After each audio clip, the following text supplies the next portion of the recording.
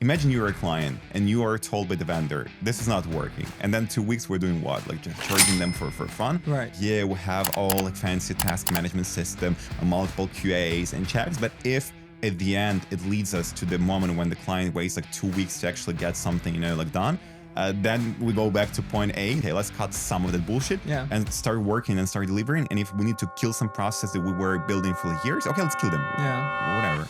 The uncomfortable truth is that a lot of like a big part of success of like, for example, like outbound or even inbound, whatever marketing you do, is done before you actually start the marketing. So that it hurts, yeah. Outreach just amplifies what you have. It's very difficult to build a functional outbound if you treat someone like Belkins or anyone as a vendor that needs to build the pipeline. Oh yeah, the client who comes and says, "You're a professional. I don't want to be involved. How many specifically minutes and hours I'm gonna be spending on this because I'm really busy. So just schedule meetings." I can bet on this with 80% chance, unless they have an amazing cutting-edge product. This is not gonna work. What's the importance of the personal brand for people in your position? It's high time. It's I should have done it earlier. It's definitely critical, definitely important. The profile of the client who really has no exposure, nothing happening, no NPR, no post whatsoever. It makes the task for the team like 5 times more difficult. I think like the number that I have is like 1 out of 20 people actually do it. What do you think Belkins will be doing in 10 years that people don't expect us to be doing?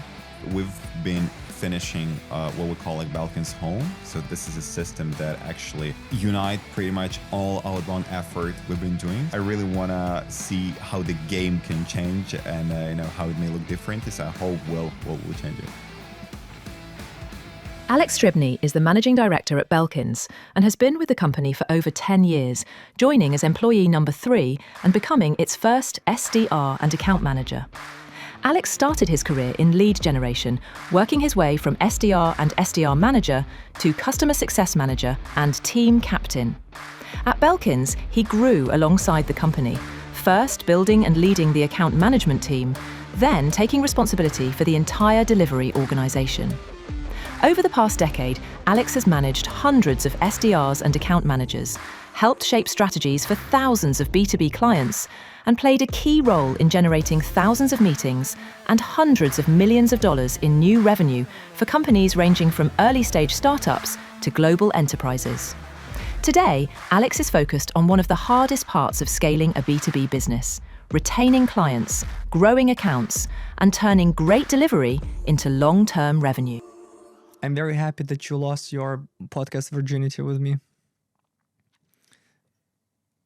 Why, or what's in your opinion, the importance of personal brand for C-level executives, especially when you connect it to lead generation? Because we obviously, we're working with clients, we're asking them to, provide us with the profiles, and they need to be well built.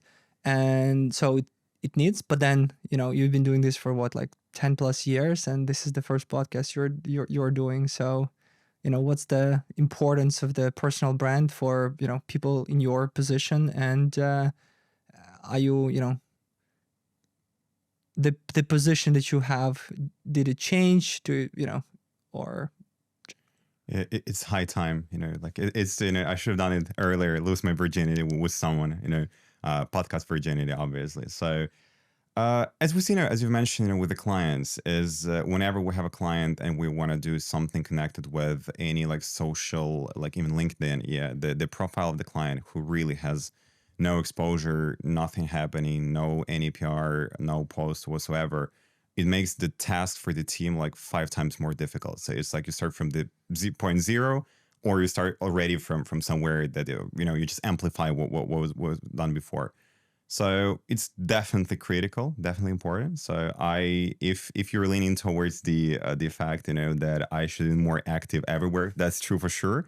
And I've mostly been thinking last years about our clients and, how we can squeeze more from our clients, branding and profiles and their exposure. But yeah, it's high time to think about, mine as well. So that's a good one. We were just, talking off camera, the fact that, one of the account managers who is leaving us, shared the feedback that, she should have been working more on building her personal brand as the account manager. And I think that was my focus even in the last few months. Like, how do I, build a tool for this? How do I encourage people, and throwing different training sessions and personally encouraging people to post more, to be active more. But I think like the number that I have is like 1 out of 20 people actually do it. Whatever you read and whatever you say, like everyone, like, oh yes, we need to have more employee activation. We need to have more thought leadership. People needs to be more active, yada, yada, yada. At the end of the day, no one does that. Yeah, it's like everyone understands that in this like noise and pollution that we have, you kind of should stand out. The problem is that it's always seen as a like not secondary, but something is like good to do, great to do, but you're always like defocused with your main things. Even the account manager you mentioned, so she definitely brought up a good point. I asked her like why we or you haven't done it before, why you didn't bring up before, yada yada. And the answer was, I was so swamped with clients, with daily routine, with weekly routine. And that's fair. So like both are fair. So you're right that is always like deprioritized, and then in the retrospect you think, I should have started earlier. Yeah. And I saw your somewhere, I guess in some Slack channel, when you mentioned that when people leave us and then they need some personal brand, then they start like boosting it and posting actively, but that's a bit too late. So in that way, so kind of almost everyone understands it. But the problem is when you are in the in the flow, in the routine, you just just keep focusing on main things, and I guess they don't have either energy or they feel this is like a disruption of whatever they do, and they just don't have enough, like, I guess, like motivation in a way to like really push the needle, because the kicking it off is always the most complicated. I guess if she had started, you could just as you had before, you had some rule that you needed to post 2 times a week or something. So whenever you commit to this, you do this, but to start is the most difficult one. So bringing this back to you, you definitely have so many things and so many nuggets of wisdom to share to people, but it's been 10 years, and this is the first podcast have. Let's call it a beginning. So from this point on, I'll be, you'll see me more often. We never had this conversation off camera, but I think I would be a very good start to this interview, because I'm very curious to hear your opinion on this. Why do you think among thousands of lead generation companies that exist, Belkins' name shines more or outstands them? Or why do you think we made it work and our brand made it work? I have like 10 answers to this, and I don't want to make it a question that we're gonna talk about like for the next 20-30 minutes, but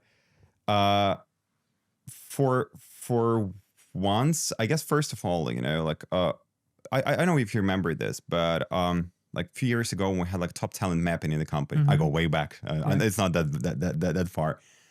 Surprisingly, you remember we were like betting on which one is gonna win, what our top talents are, what is the one thing that unites them. And we were betting, I thought it's gonna be like multitasking, you thought it's gonna be some like hard working. And at the end, we saw that most people who are like top talent, that both you and I and everyone agrees, they have curiosity things. So it's like they are curious, and I guess like besides all obvious answers that I could have like mentioned, we worked more, we're pushing more, we had like creative approaches, yada yada. We collected the team, like on on high level, mid level, and even junior level, of folks who were like really curious, that were thinking a lot, outside of the box. And that's what was, and especially without AI, without the engine, like 2017, 18, 19, 20, 21, it just, like all the knowledge was just here. So we had a lot of people that we, and again, it's also, like, it's not coincidence. So the hiring process, the atmosphere, the ambience we created, and we collected so many like smart, curious people under one roof. So it's like exponentially, we were just collecting this, and then it gave the result, like in the retrospect, in a few years.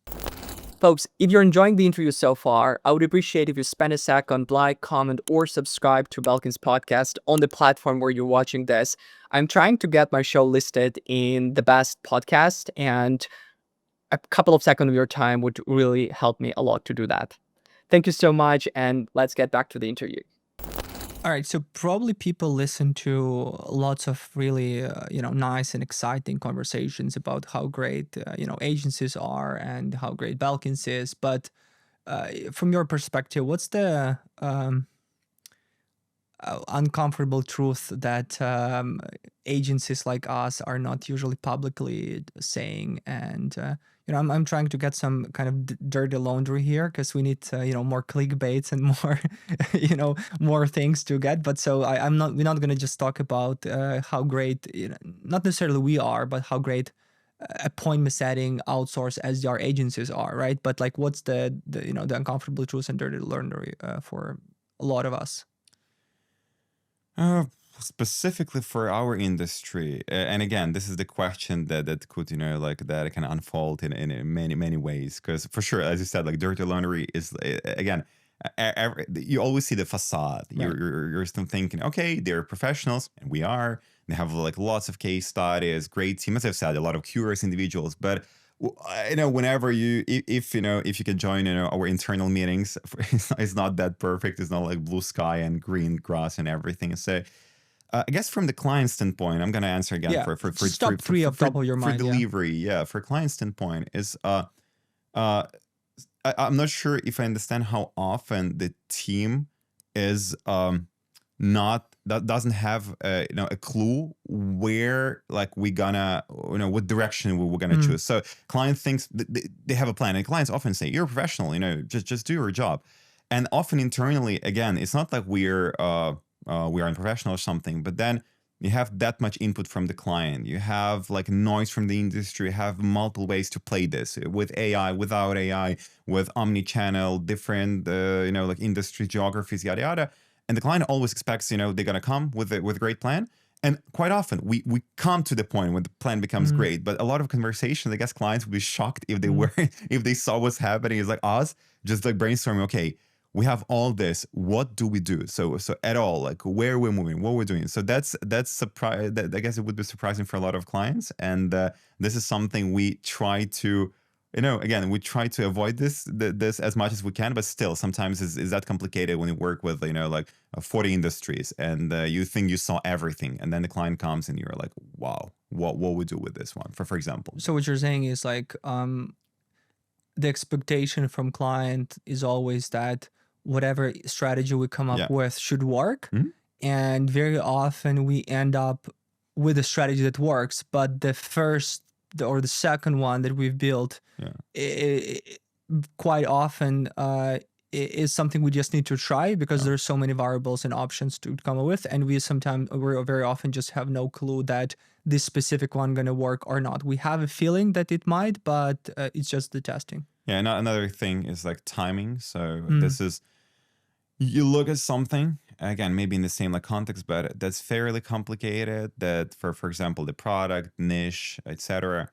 And you're gonna need time, and you're not sure if you're gonna have it. And you just try to balance it with the client. So you cannot like, blatantly say it's gonna take us half a year. So you don't say this. You say we're gonna try to speed up it as much as we can.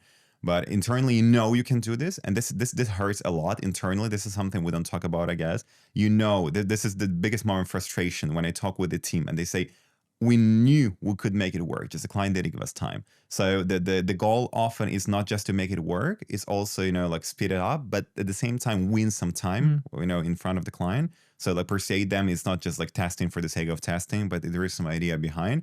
And sometimes the battle is lost, as all battles. Sometimes, we win this. And whenever we lose, we still, and we know we could have done something here. We just needed time.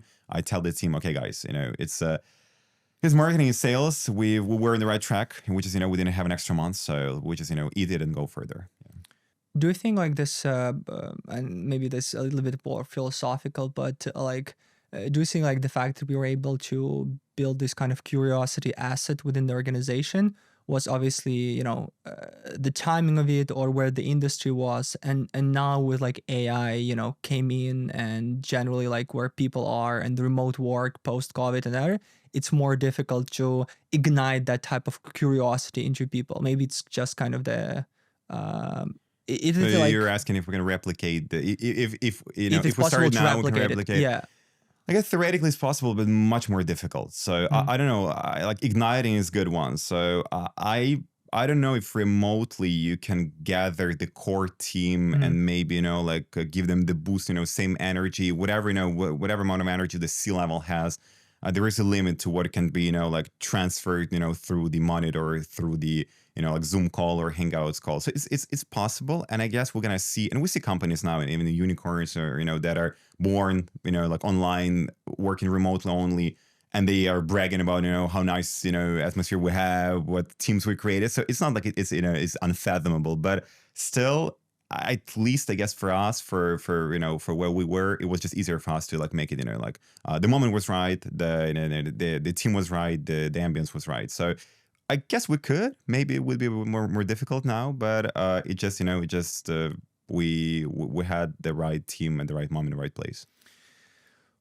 What still makes Belkins a special place? It just if you were to kind of pitch it to people listening to this, from obviously from the perspective of someone who built it and built the delivery team, and who can provide the, I would say like more like a client experience perspective in a way, right? Because I always come in from marketing sales perspective. When I had Vlad sitting in your chair, he talked about like innovation and the vision of it. But I would really like to kind of just better kind of understand like why we have curious people, and Belkins is a special company, but what kind of makes it special for from the perspective of like people working with clients and the clients kind of coming in and kind of embracing this environment? And this, my answer is different every time I'm on the interview and like pitching this to different persons. So sorry to everyone who heard a different variant of this.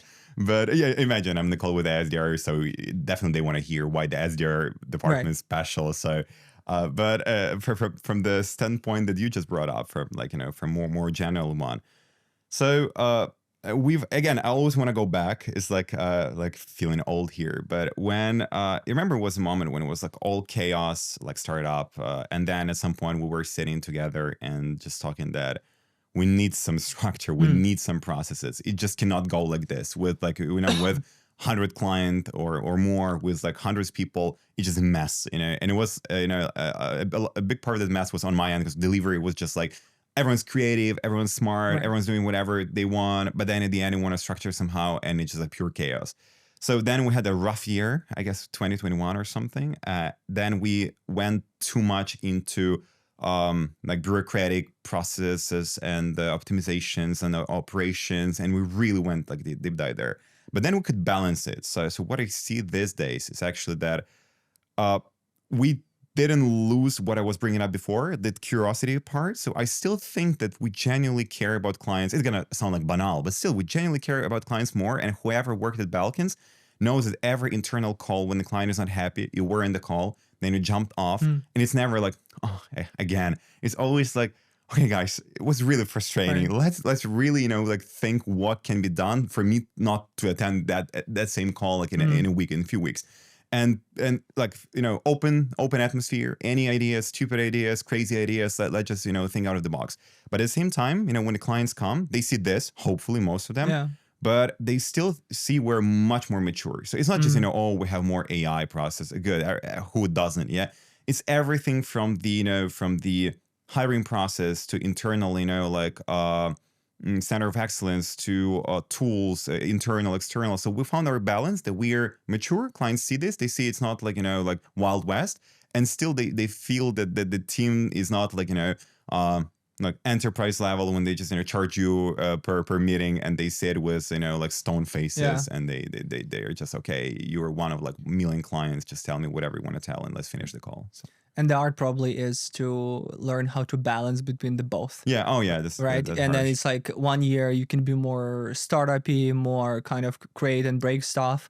One more mature, and you're always kind of going back and forth between the two, and then trying to find the perfect balance. But just finding that balance is the actual job, right? Yeah. Probably your job, just to, because sometimes when you go from one end to another end, it feels strange, right? Like, again, for people listening to this, like the more mature you are, sometimes you might have the feeling then, whatever new task you start to work, they start getting kicked off in a week time or 2 weeks time, and you're like, oh my god, are we a corporation? I literally had this conversation like a few days ago.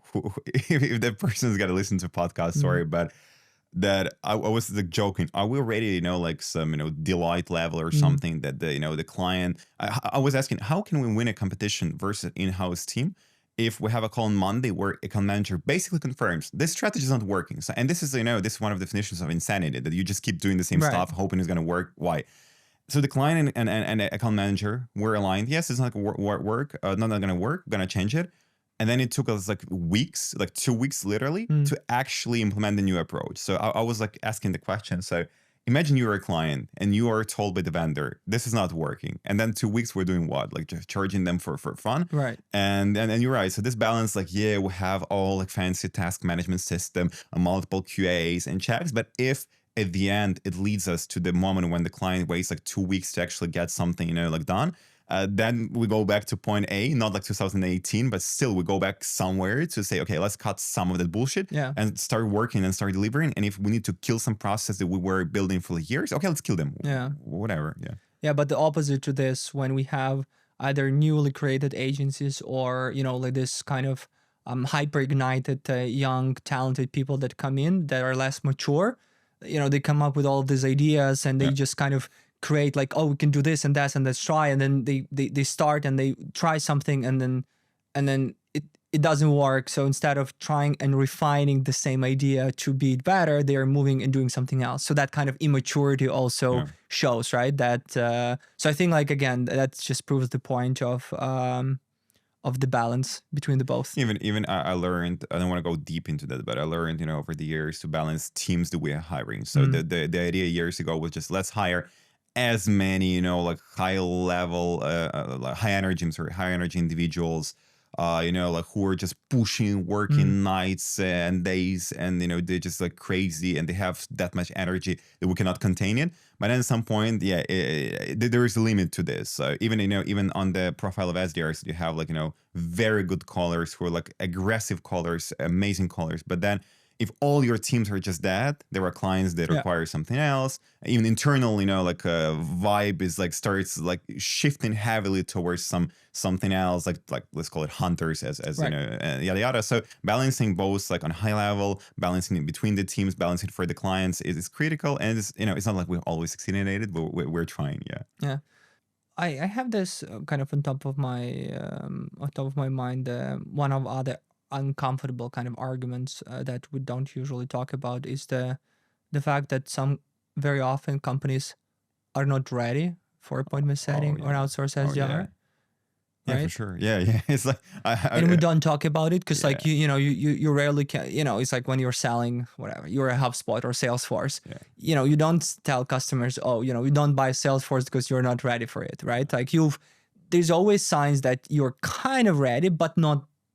Oh yeah, it's like the uncomfortable truth is that a lot of, like, a big part of success of, like, for example, like outbound or even inbound, whatever marketing you do, is done before you actually start the marketing. So that it hurts, but if you're, whatever, we talk a lot about like SDRs and AI, yada yada, but the uncomfortable truth is that outreach just amplifies what you have. And if what you have is not like a responding to some immediate market need, if what you have is just like, raw and not ready, so you're just amplifying something's not working. You maybe can play it somehow so you have some results, but and this is the most difficult conversation for account managers as well. So you come to the client, and if internally we see that it's just a matter of them not being ready, imagine that conversation to have with the client. So they came to us, they want leads, they need leads, and you need to somehow tell them that they were not ready and they need to do A, B, C, D before they're going to come back in half a year, 1 year. So a lot of clients react positively, but some, they just cannot accept it. So that's why this is uncomfortable, as you said, because they want to hear it. They just want to. Just to draw some examples, what are usually the what usually clients blame SDRs for, but the real problem is somewhere else? Again, not having meetings, not having traction, not not So where the problem lies, it's more around like, okay, our product sucks, or we don't have unique product, unique value proposition. Or we even in terms of a competition objection handling. For example, the client just recently, from real examples, I guess you want to know real examples without names. So like a month ago, there was a call when the client was asking SDR like, what? How come we have like 100 responses or ish, and we just have like 3 appointments, 3 SQLs? So you're doing a poor job. That was my first thought. We are doing a poor job here, essentially. Then I started checking the channel we have with the clients. So we have multiple ways of communication, but for example, like Slack is the one that which is exchange messages every day, for some just question from prospect, etc. And whenever SDR had a really substantial question from a client, from a prospect, so how you're better than those guys are, why your pricing is so weird, why the solution doesn't do ABC, or we heard about you before, but you were not integrating with our system. Do you do this now? And clients mostly were just, they didn't have answers to a lot of those questions. So the answers were just, tell them, jump on a call and explain everything. Or, it's not like we're better than competitors, or it's not like we cannot change budget for them. And then blaming SDRs for saying not converting responses. So again, when you step into this, another uncomfortable truth is, you can call it uncomfortable truth, in YouTube. Section is gonna be that when you're stepping into this, you should have some prep done before. At least you should know that you can answer questions you're gonna be asked. It's not like you should have like 20 pages doc and just give it to SDR and enjoy it. You cannot predict everything, but those questions often, when we ask them, I feel like clients are stuck. Like, we need to help with this. We have never thought about it, so that we're gonna have objections, for example. So that's another thing that hurts. But again, we try to work with clients. We try to make it work, but then there is a limit to what SDR can do when. Another thing that I thought of is around, we are always blamed that deals are not closing, although sales executive team who are handling the meetings, or who are handling the conversations, or who are working with that channel, are not doing an amazing job with that, right? Like usually it's very basic job, or very, like people still don't understand there is a difference between outbound and inbound meetings, or the fact that most of the opportunities we've been getting were from word of mouth, which are super hot. It's easy to convert. You don't need to play the competitive advantage playbook. You don't need to know, have a very well developed sales enablement campaign or something like that, right? So it's kind of doesn't work. So what's happening is, you book a meeting, you book 10 meetings, you book 20 meetings, you book 50 meetings, and then in 6 months, you're getting only 1 deal closed or 0 deal closed. So 3 proposals. And then the question is like, why the quality of opportunities is that poor, right? Here, I think you had this many conversations. I think most of the conversations you had were like, I had a lot. I feel like this is like you're Sigmund Freud and I'm in the session, and you're just basically, Alex, can you please tell how many conversations similar conversations you had? And I had a lot. So just to be like honest and not just blame clients, it's it's always clients didn't do that and that.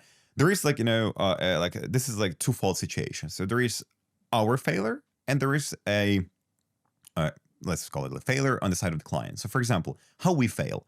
As you said, there may be a situation when we book like 50 meetings, then the client is leaving us, they're not happy, they want to have a call with me. And before doing that, I go for internal meeting. I talk with the team, and they're like, we booked so many meetings. And I say, okay, yeah, but what's the problem? They're not converting. They have like 1 deal out of it. And it's not, there is no ROI. I say, okay, fine. But is a sales cycle long? So when did we were told that this is not working? Oh, we just, like 1 week ago before the cancellation note, the client told that we're actually, we lack deals and we're going to have ROI, and they had a board meeting and they were canceling us. And my question was, so we didn't ask like before or something? So we were just scheduling meetings. We're happy. It's, it's like 2019. You just, cross fingers. Yeah, we're going to schedule a lot of meetings.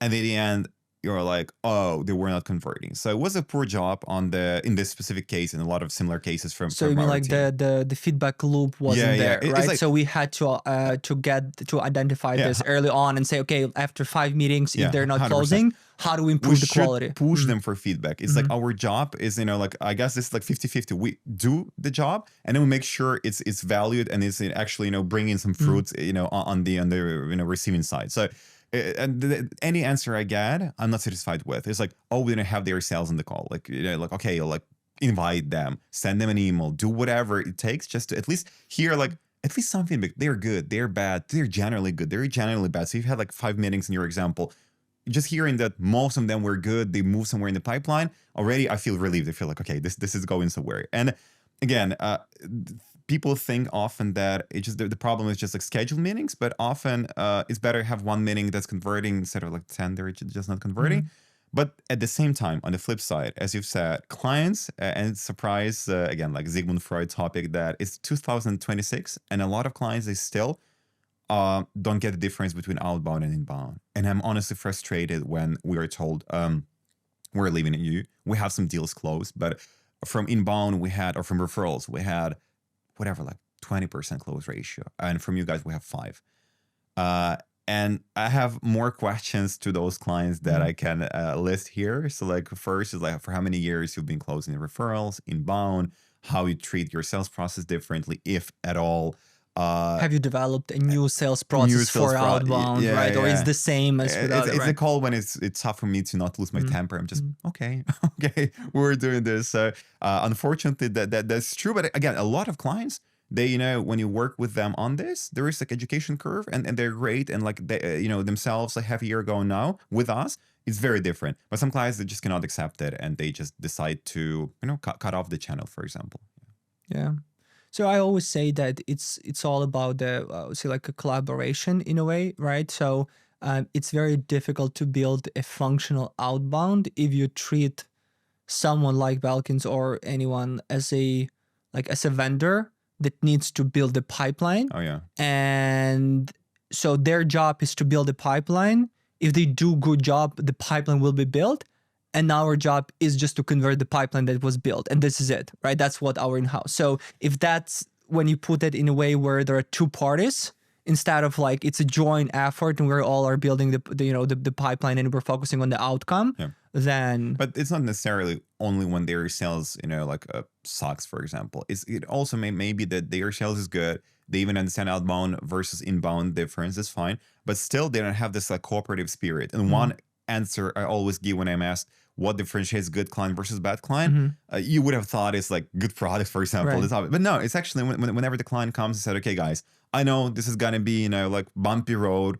We're ready, invest time, effort. We're here with you. Let's make it work. Again, if we're not delivering, sure, they at some point they leave, unfortunately. But the client who comes and says, "You're a professional. I don't want to be involved. How many specifically minutes and hours I'm gonna be spending on this because I'm really busy. So just guys, just schedule meetings.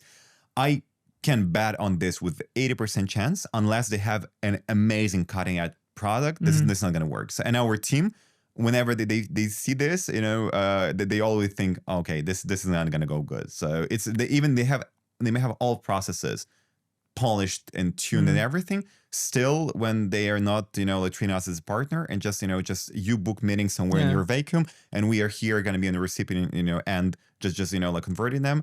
Very rarely it works. Yeah, very rarely.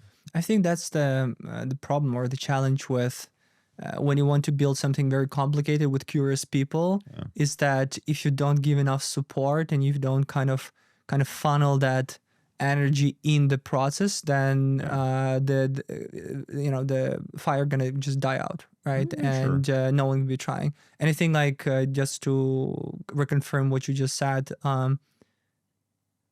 so many people in our team were very excited and eager to work with clients and put it like extra time, extra hours if they felt that there is a feedback loop with clients, if the clients appreciate what they're doing, and if they're treated as the part of the team and not just an outsourced team that does this. And it was a surprise for me how many people, that's something I learned from like people management side of things, is I thought that money is the motivator, career growth the motivator. And I was honestly surprised with people saying, I just need a good feedback from the client. I feel like I'm cherished. I feel like I'm appreciated. For me, I know, you know me. I'm not burning out. I'm just working. I'm fine with, even if clients are not happy and they're not giving me any, or they're happy with not telling me, oh, you're good, Alex, yada yada. But a lot of people, they say, I want to stay with this client. I want to have this client. And they see, it's like equal client, same industry, same results. But then I understand, okay, this client is really, saying, oh, good job. And, you've done great. I feel like you're a part of my team. Another client is just amazing, like we booked a meeting. That's it. Let's continue the contract. So yeah, so they feel like they are part of the team in a way, and not just like vendor, being treated as a person who does, some task and then it's done.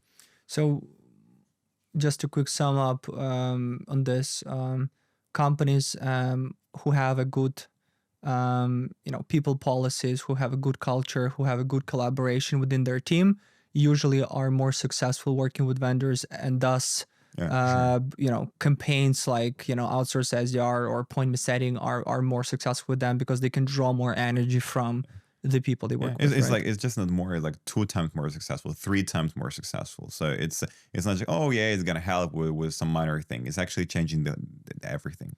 So what brings me to the next question: what kind of clients still excites you personally? I'm gonna answer from like I'm gonna answer like differently. Why I'm still excited at all after 10 years. This is essentially the same question, just from different end. So it's in a way, as I've said like 20 minutes ago, I guess, that there are a lot of we've been here with you for like for 10 years ish, and you think you saw everything, and you think, okay, this is just this is gonna be some, like, I'm gonna come up with some template. I'm just gonna do my routine. I'm good at it, and this is a good and a bad thing at the same time, because this is that it's never works the way you thought it was gonna work because of the variety of moving parts here. So still, I'm brought to the calls when I'm listening to the client or the team, and I'm like, I've never ever even thought that first like product like this existed. I haven't even heard about that industry like this would be would relate to this product and would need it, and there would be a demand here.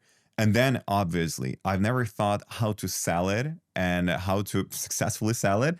And I feel like I'm just starting. I'm like graduated from university, and this is my first day. It's not like excited. I'm stressed. I'm like, okay, what we do? And I check all our playbooks, and none of them matches. none of them matches. And this is a fun part for a lot of people. By the way, this is the burnout side of things. So they say, I want to get to the point at my job when I'm so confident. It just it's just like you're doing like something for years, and you just keep doing this. But that's not it. It's like very different. So you may have some foundation, but then at the end, every time I go for a call, I'm either negatively or positively surprised when I see a new client, a new case, a new problem to solve. So as long as you have new clients, new things, new industries, new ways to come up with this, and new ways, especially. So with again, you know me for many years. I wish I could have said when the AI happened, I was the first early adopter. I was not, but we're gonna talk about it in a minute. I have a few questions there. But even how we do this changed. So I guess when people say it's like fast-paced industry, we always keep saying, oh, blah blah blah, it's fast-paced, but it is really fast-paced. When you're in the trenches, or when you're even like somewhere on the orchestrating the work, for years the pace doesn't go that doesn't decrease, it actually increases. So that's something that people who probably think about career in this should think of. Can you summarize for me in one sentence 10-year, one sentence, a kind of 10 years of Belkins delivery lessons? What would that be? That kind of one sentence. So the lesson we learned from so 10 it's like years. Delivery lessons of Belkins 10 years in one sentence for you. Delivery lesson of Belkins 10 years. Or like, let's say Belkins delivery, or Belkins clients, or Belkins approach playbook. Let's say if you had to summarize a 10-year playbook of Belkins working with clients in one sentence, Yeah, I'm not good with one sentence answers. A short, like what kind of the notion that you have, like if like a short synopsis of like the like an overall description of it. Of the process? Not necessarily. So what I'm trying to get is like, because we as the company had different periods in time, right? Ups and downs and different phases of transformation, different approaches, right? But across kind of the entire span of the organization, there is a certain like a silver lining, right? That was kind of, we were drawing from the first year to now, right? So in your kind of experience, in your universe of the 10-year with the company and the team, like what would be that one short, I would say, like description or elevator pitch or a notion that, or kind of the feeling of this is what Belkins delivery is in one kind of, key short kind of sentence, like what throughout the entire kind of, the entire cycle, I'd say. Okay, so this is easier. So what Belkins delivery is sentence. Belkins delivery. Maybe, like as let me think about this. I don't know. Possibly, I don't have a good question to answer this. Really, I don't want one sentence answers. I cannot come up with something that would summarize 10-year experience here. Honestly. All right, I'll help you there. Maybe for me, it's a clickbait answer, like love for clients, or like love for clients, or kind of going all 9 yards for clients. Because like I feel like customers always right. Customers always right. Yeah. Or like it's one of the points where like I always were like fascinated with the fact that we first do things and then we calculate how much it costed us to do it. Oh yeah. So that, and just for those listening, is that we start calculating how much we're spending per specific client only like very 9 years after we started the company. So most of the time we're like, oh, it's not working. What do we do? Account managers or SDRs can, let's just add 2,000 more leads. Let's just add more mailbox. Let's just add more users. Let's just spend more time. Let's just add more SDR, like, because everyone just wanted to make it work, right? So I think like just the notion of making it work for clients and then after the fact calculating how much did we spend on it. Yeah, I think that's all about Belkins. That's a good right? one. Yeah, that's probably the answer. Like I was looking for is like we do whatever it takes. Even on the call with the client, when it comes to the call with the client, you think, okay, what can we do to make it work? And then at the end with the team, you're like, okay, so how can we do this? How much is going to cost us, et cetera, et cetera. Yeah. All right. So moving on. I think a lot of people who are following us and our brand and, listening to this, our clients, POCs, head of sales, people in marketing, or generally people that are around kind of SDR space or in SDR space, right? They all are either working as SDRs or have SDR teams or are looking to build an SDR team, right? Like there's anything around like we need sales development, right? So I wanted to ask you, someone who interview thousands of SDRs and train hundreds of SDRs yourself, like what is one SDR skill that is overrated? Overrated. Yes. With my answer is like years ago would be very different to what it is now. What would be years ago the answer? I'll say what it was now. So now we're looking for I guess what means a lot now is like timing and targeting. Mm-hmm. And whenever I feel like good writing skills or good like emails, for example, they're crafting, or good pitch that's just script written, this becomes less and less important, especially with AI, with the millions of tools you have. And years ago, it would have been, you saw immediately the quality of the SDR, even, behind the scene, you just see, their LinkedIn responses, the email responses. Calling is obviously different because you hear the person, Right. but you saw this and you wanted to have that SDR. Now with, like everyone writes good, especially with AI, good messages. Yeah. So Right. it's as if you could just go to like ChatGPT or Claude and ask, craft me the template is going to convert me 1,000 deals, and then everyone would have a million deals and would already be like, like $1 trillion, like industry or something. So, and now it's more like about, why this message, why now, what audience been targeted by that message. And that's more like, I have a feeling that SDRs in a way are more like, elevated. So it's that before they had too many things to do, and again, those things are critical. So if your messaging was bad years ago, you're done. So Right. your job, whatever you do, doesn't matter. Now it's more like, SDR, even like junior level SDRs, what we ask from them, what we require from them is a bit more level like strategic, orchestrating, like operating process when they use everything they have and they try to think about like intent, signals, timing, etc. And that's very different to what the SDR was like 5 years ago.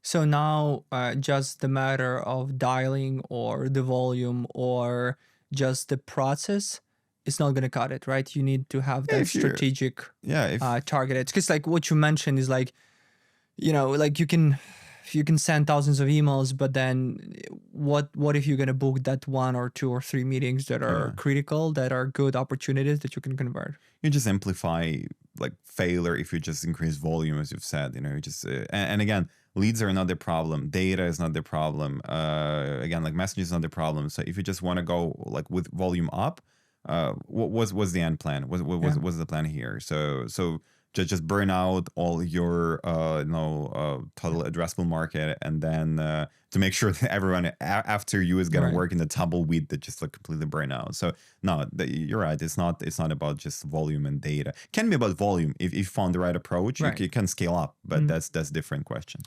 Have you recently been impressed by an SDR talent, or did any of the SDRs recently impressed you with like what you're like, oh wow, this is like. I'm impressed. Is Vlad? I get you had Vlad here, right. So Vlad always has this idea that one man company can be created, and this is obviously what Vlad means. Is from standpoint of a founder and vision. So it's like really a company can be created. But what I've been impressed, like for example, recently with I had an interview with an SDR, and it's a junior SDR who who didn't have that much experience, and what they did with like their like 6-month experience, they had Claude set up with Gmail, MCP and Apollo MCP, and they had Claude and they had an ICP that they've given to Claude, and then like 2 times a week it was like a crawling and just finding for like companies that would fit some criteria. Then they would find some intent signals. Then through Apollo the leads would have been added. Then through Gmail, drafts will be created, and then the ping, the SDR would get a notification. We have Claude has some drafts for you. And when I looked at this, I thought, when me after 6 months in the SDR, I didn't even have canned responses. I was typing manually. So I was impressed not by the SDR skill per se, but by the way of thinking that SDR thinks, okay, surely he heard about this somewhere. Obviously, it's like he read on LinkedIn or somebody told him. But that complicated setup, from a person who works in the industry for 6 months, I thought, okay, we're gonna hire this one, because again, the person without much external help, without and with our resources, I thought, okay, what can he do with our resources, with our knowledge base, center of excellence, with our AI tools? So that's something that impressed me and made me think we need more people like this. So it's like more like an out of the box thinking where you were not asked to think. Yeah, he stands out. His approach is would stand out in 90% of cases. So he would do better than just create me a sequence Claude or create me a message. Yeah. Now, I agree that it's like, it's definitely impressive, but I have the feeling that it's very similar to any random post that I see on LinkedIn with like, create this workflow and this works. And I always thought that it really sounds sexy on paper when you have the Claude, MSP, Apollo, this is drone, and then the SDR like sits there as this kind of, Terminator and just kind of like operator and like all that. But in reality, like how many meetings would that, or what kind of results you can land from it? That's for sure. It's like over relying on this. It's a different thing. It's like everyone thinks, okay, let's just automate it. Everything's gonna be automated, and then at some point, everyone's gonna automate everything, and everyone's gonna be doing the same, like having the same intent signals and everything. So without the core understanding, okay, another example of SDR I was impressed with, maybe more from the. It's not like you're gonna like, but that's more that you less hear of. So we had a client with a fairly complex and sophisticated industry, and then I saw. Let's put it this way: the client was not happy because the SDR was challenging him, and that's like an escalation. And I was okay. I need to hear how much, what we were costing the client or what we were doing. Obviously not, but I was listening to the recording, and the SDR, who has been working with the client for 2 months, actually was battling with the client that that this objection is not going to work, because he was on the call with a phone with a lot of prospects, and he learned the product to the point when he really could challenge, just on the objection side, not the whole cohesive like understanding, challenge the client. And at the end, he won this battle because he was so deeply into, before started calling, he learned that much about the industry and the product, that the client said, okay, I give this to you. You can try this objection. I give you the green light. If it's risky, but you kind of make sense. So that's another thing that cannot be neither automated nor what can you do? You just need to, be smart and, think about what you do and learn, and just be curious about things. I really love that. So it's, the whole automation piece, as you brought it up early, is definitely has a place, right, in a way, and it's impressive.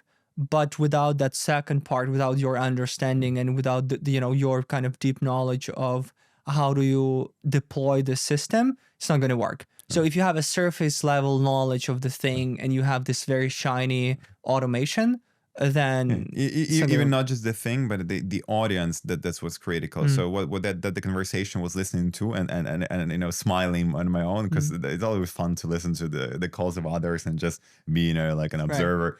I thought he was saying, but the prospects don't relate to this, but people, what you're saying makes sense, but people I'm talking with, they don't care, they give a shit about this. And I've read once, I'm not talking with you often about like professional literature, so that's but there was a book that I was reading once by I guess it's called Story Brand by Donald Miller. I'm not sure if you heard about it, but why I liked it, because he was saying that a lot of companies, they try to position themselves as like heroes. So what we do, our product is like hero in a way. But instead, like let's position your audience as a hero. Like the challenge with this solve for them. I was thinking finally as as if it's a Virgil from Dante's Divine Comedy. So you're just a guy, somebody who guides them to their problem in a way, like de-risks the path for them. So what the SDR was talking about is like, actually you were saying things that make sense, but from my perspective as a guy who talks with people who have problem, they just it just doesn't relate to them. So this like pain point is not working. So I need something else from you so I could persuade them better in the call. Yeah. All right. So I love that. So you mentioned AI. What was your first honest reaction several years ago when AI came into market? I wish I had this podcast with someone else. As I've said like minutes ago, like, oh yeah, I was the first adopter in the company. I was not. I'm a bit of a conservative person in a way. That's good and bad. Sometimes good, sometimes bad. And I thought, not useful at all. That was wrong for sure. To be honest, at the beginning was less effective than it is now. So that's to my defense. Then I saw real use cases, and those use cases kind of made me think, okay, we do a lot of repetitive tasks.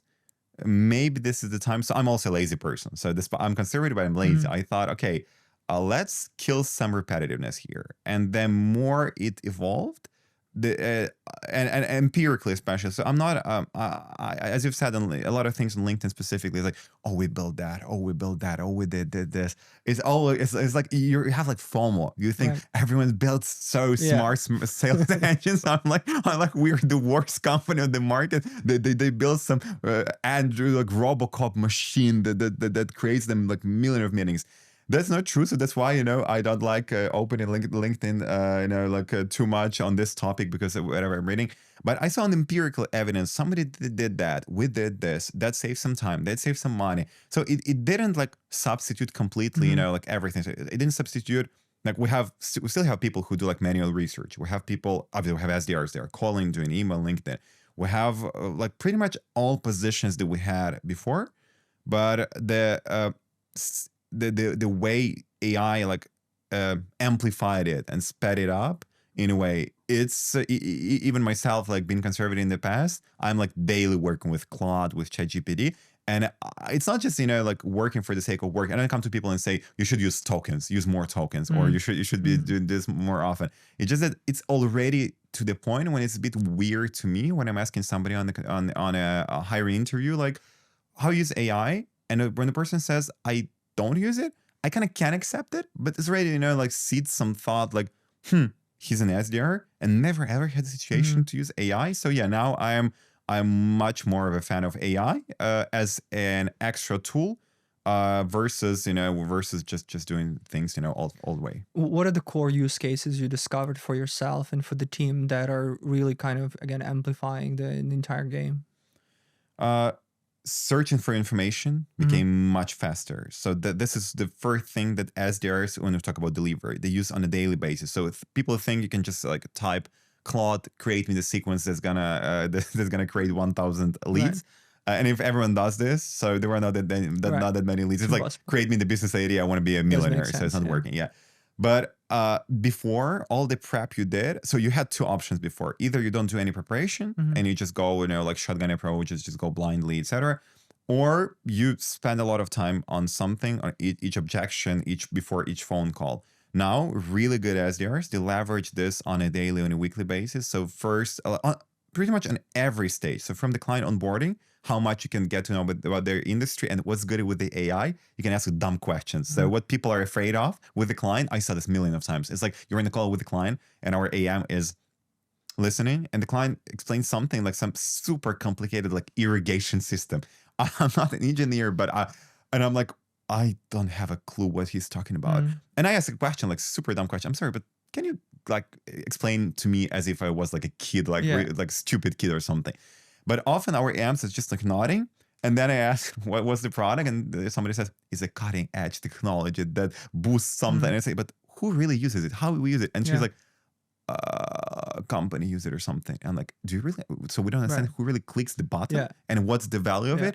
And the AI is great at that. You can ask, I am, like I have zero knowledge about the industry. Explain it to me, and then you say explain it more simple and more simple. And then so this is an onboarding stage. And then when you work with prospects, the first thing you do, like on the prep, on the objection handling, on the content writing, on the script, you can you just work with AI. Plus, working with big chunks of data is amazing. The analysis it does. So you have all tools in the world. You have like CRMs. You have outreach tools, you have everything. But then at some point you feel like I gather so much information, so there is something I'm missing. So you can feed AI with everything. And quite often the conclusion it has, it's not like it surprises you, but it really gives you the clear picture that you can come back to the client and say, okay, we've been analyzing everything we've been doing for the last 2 months, and this is what we've learned. And please help us to improve it or something.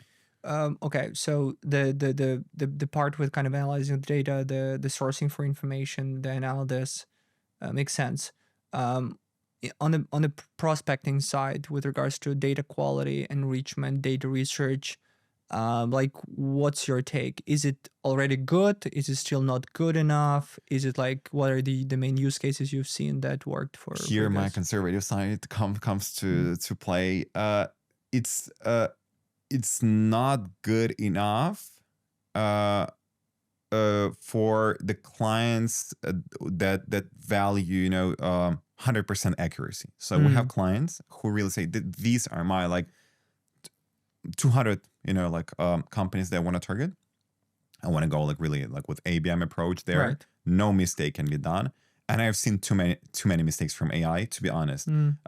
To just, and then, you know, like what do you say to the client? You come and say, oh, it's AI failure. So well, good luck with saying that. I tried, it didn't work. So it's good with like supplementary data. It's good when you already have a core. So you have a core, you have some people working with like tools or manually, you gather it, and then you can say, okay, AI, can you enhance it somehow? Maybe some additional data intelligence for personalization, but still it's not far from great. It has like hallucinations more often than I would want it to have, and it has data that it's you use AI as well. There is some data that feels suspicious to me, especially so how I check this. There are some industries I've been working with as an account manager because that's where I started, and I know them really good. And then I check something and it gives me some information. Oh, this company did that, or for this industry, this is a really good idea. And I know this is not true, and I just like try to challenge it. I say, really? And I say, oh yeah, you're right. Actually, this is not like this. And I'm like, okay, good. What does it do for other industries where I have no clue what we're doing? So what I try to say is like, if you lean towards to, you know, like question if it can like completely at this point like substitute a lot of things from like data research, from like preparation for the outreach and some things, not 100%. So I would not, especially with high profile clients, I would not rely on it. Right. Yeah, definitely. I mean, there are, I know there are brands that value a lot their image, and they have a very small TAM. Oh yeah. And most of the companies either know of them or they've talked or somewhere on the periphery, but they don't necessarily talk with them right now, and they wanted to engage with them. And they're very concerned about their positioning and their messaging. And as a result of that, they really need this hands-on, very targeted experience, right? And most of the time, even the messages should be very unique from, you know, kind of between themselves. So absolutely. But then again, and right now, as far as I know, we still don't have that many AI use cases that would help these clients, right? Because you need to do a lot of manual work. Yeah, for sure. It's like we talk about AI because this is again this is a hot topic, and I'm just, you know, why we talk about this, because it's always like something fresh comes to the game. Right. You're like, whoa, there's some disruption happening. But still, you know, the it's not like uncomfortable truth, but the other side of it is like, we talk about what AI changed, like 10% of the game, 20% of the game, but it didn't change, it didn't touch like 80% of the game yet. So that's the thing. So like, what we would talk again, like what you know about things that didn't work in like 10 years ago and work now. So if you ask those questions, I will like, keep repeating the same things I was like telling like 10 years ago. So we talk about what changed, how it influences. But the thing is, it's a big part of the process, still the same. It's still, it's not especially manual, but it's like human-centric, I would say. Right. Human-centric. And from there, this is the battle I had. You brought up a good point about like clients, you know, like with limited TAM, that we have this battle with some of our team members. And when I tell names, it's like, but the clients need meetings at the end. They need, you know, ROI. This is true, but a lot of clients, they don't want to have meetings, you know, like whatever the cost is. So don't want damage their brand, their reputation. They know they are local. They know their customers. They don't want to sound ridiculous. They want to sound personalized, and that's the value we bring, because, you know, it's we're still, as I've said, like human-centric with AI help. You know, the thing about the innovation is that you need to break a few eggs with it. You cannot have, you know, something really automative, you know, or like with like powered by automation, or like you know, like innovative, effective, like AI based, whatever, that is not hallucinating or is perfectly working. It should have bugs, right? Yeah. So people also have you know, people also can make mistakes. It's okay. Right. It's just the you know, the amount of mistakes, their scale and their impact on what you're doing. But then while we discuss this and we say that, okay, there should be a lot of human-centric, you know, more manual labor in a way, if you really wanted to make it very nicely, we still come up with a lot of AI-based smaller use cases that really help us to enhance the manual game. For example, like the fact that we now can analyze each company based on their value proposition, based on the client profile. So now you're not just adding a company in the list because their industry match or their size match, like we've had several years ago, but now you can match whether this is a great client or not. or whether a person uses a certain channel, like, oh, are they on LinkedIn or they're not on LinkedIn, or like verifying the phone numbers, whether that belongs to that person or not, right? And I think that this is just the beginning of coming up with these use cases, but but this is all, I would say, AI, right? Because that's part of the AI. Oh, it's very good with repetitive tasks. It's like these times are great for people like Vlad, who have a lot of ideas, and they just don't have hands. You only have like 24 hours, in a day. So we have, as you said, like lots of small things, and it doesn't mean the impact is small. No, it means the impact is huge, because it's like you just keep amplifying like things. One 5 minutes you save there, 5% quality added there, yada yada, and then at the end you surely have a very different result. But it's not like AI is doing the job. It's like you do the job. And as I said, like half an hour ago, people became more strategic. So they have all the tools. It's a good time to be alive. You have internet, like for decades. Now you have like assistant that does the job. But again, if you're not choosing the right strategy, and if you're not moving the right direction, all tools in the world are not going to help you. So it's like human centric with a huge AI impact these days. What do you think the lead generation going to look like in 3-5 years from now? It already started looking differently. So like before, it was just before the conversation was always about deliverables. So how many emails you're gonna send, how many LinkedIn connections you're gonna make, how many cold calls you're gonna make, yada yada. Now it already became much more sophisticated. So you don't see a clear difference between like sometimes like approach in inbound, approach in outbound. It all starts like being entangled and merged in a way. So I would say that companies like Belkins in 5 years for sure, maybe not in 3 but 5, and especially like 10 years and further, they're not gonna do like outreach per se. They're gonna build growth systems, maybe, when it's gonna be like automation, use of AI, outbound, inbound, intent, and everything is gonna essentially be the same marketing and sales, but a very different like cover. Will the SDR still exist in its current form?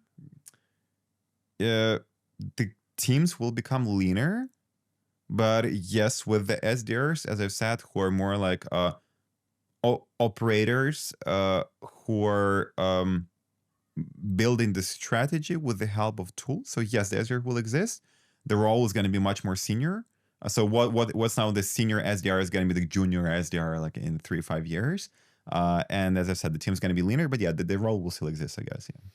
What do you think would be this new or updated expectation of Belkins from clients? Like, what would client kind of expect more in the future from someone like us? Would it change, or would it be the same? I guess if we're not talking about the clients who are not willing to cooperate, those we're gonna forget.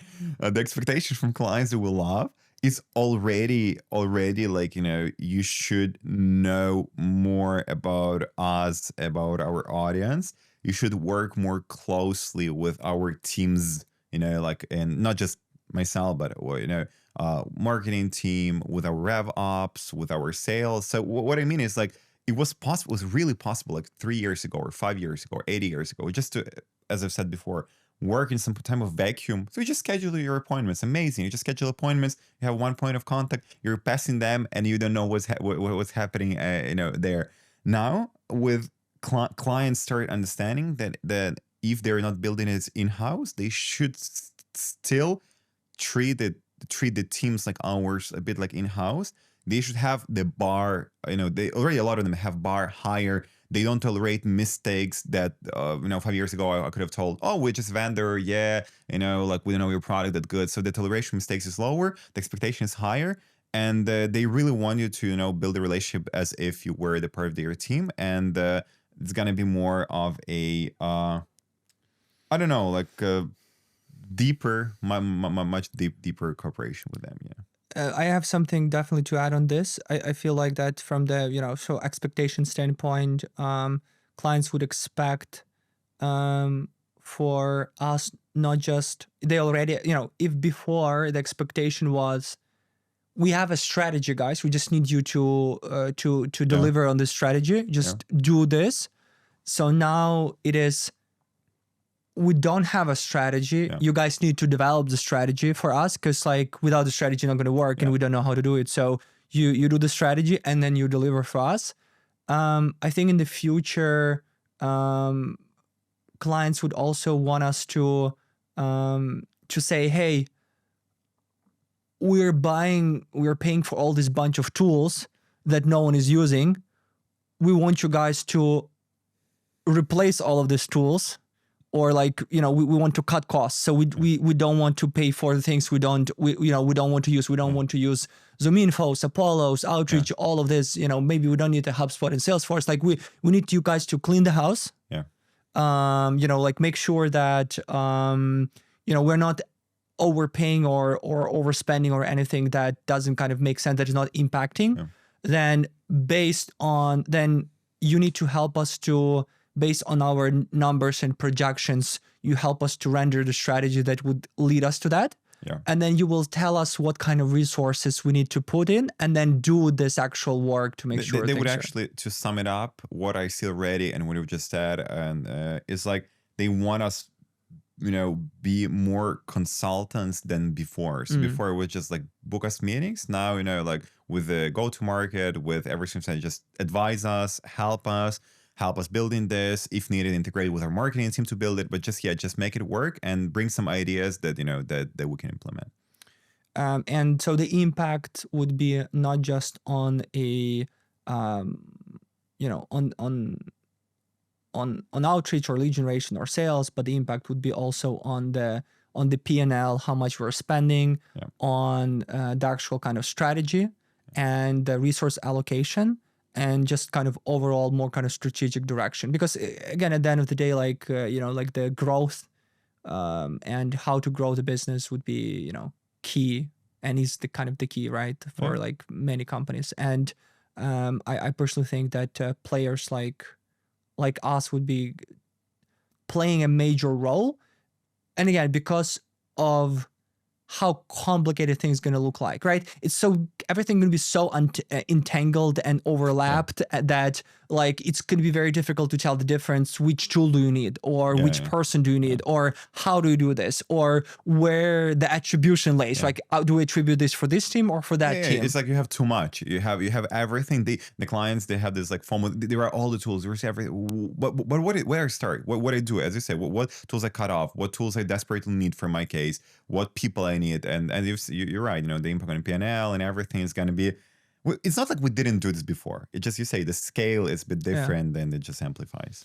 Most of the companies are, and what we've done as well is like, how to cut everything to the bone, but make sure that it's optimized, but at the same time, it's still effective and delivers, right? And when it comes to, lead generation, especially with the mid-market or bigger companies that have lots of things happening, it's one of the most difficult decisions to do, right? Like cutting to the bone. But the one thing here is like, especially with AI and what we just said about effectiveness, is like, and efficiency, I'm sorry, is that a lot of clients, they already have this conversation with us, and they all talk about efficiency, especially with AI. What can we cut? What can we save? How we can be more efficient? And they forget the effectiveness part. Right. So they all focus on efficiency, and they kind of forget the other part of the puzzle. So balance is good. So between like some cutting something, be more efficient, but still it should have some effect at the end. It should like pay off. The results are still the name of the game. But like with AI and everything, conversation about efficiency is also like a huge one.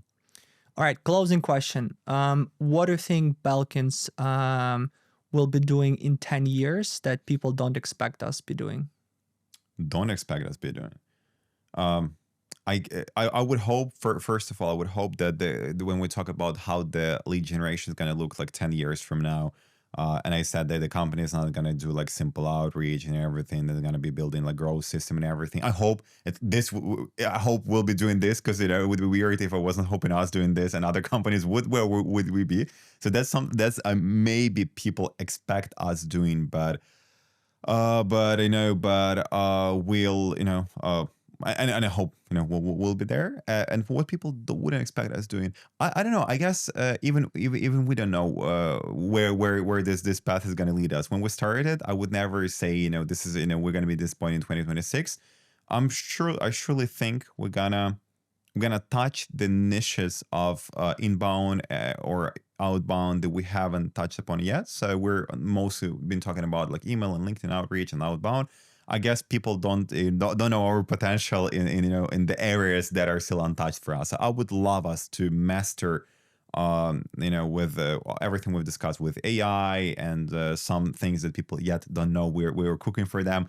Master this part and like polish it to the way where we can move further and maybe expand further. But that's yet to see. So that's a bit a bit of a secret for the future. What's the one big thing that that is coming up that you're excited about in Belkins in 2027 that you want to spoiler for the listeners?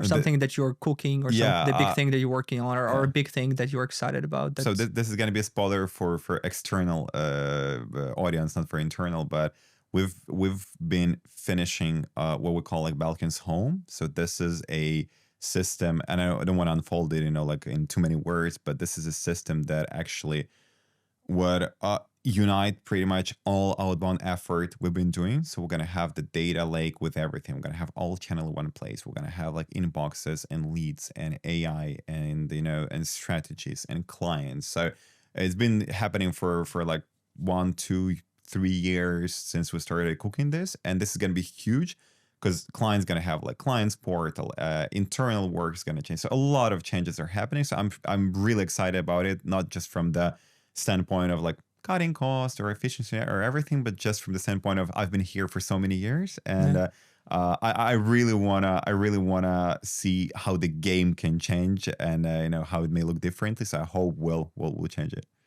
All right. Well, thank you so much for the great conversation. Thanks. And I really appreciate you for sticking for this for 10 years and helping me and Vlad and just building Belkins. Obviously, without you and your work, Belkins not being the same company as we are, here. So it's absolutely thanks to you and for your work. So appreciate for that and appreciate for conversation. And Thanks for having me here. Thanks for the questions. And for another 10 years, right? Yeah, we'll hopefully, yeah. All right. Yeah. Guys, hope you enjoyed the interview. If you haven't liked, comment, or subscribed to Belkins podcast, I would appreciate if you do that. It's just going to help me a lot to get even better guests and interview them on your behalf. Thank you so much, and I'll see you all in the next interview.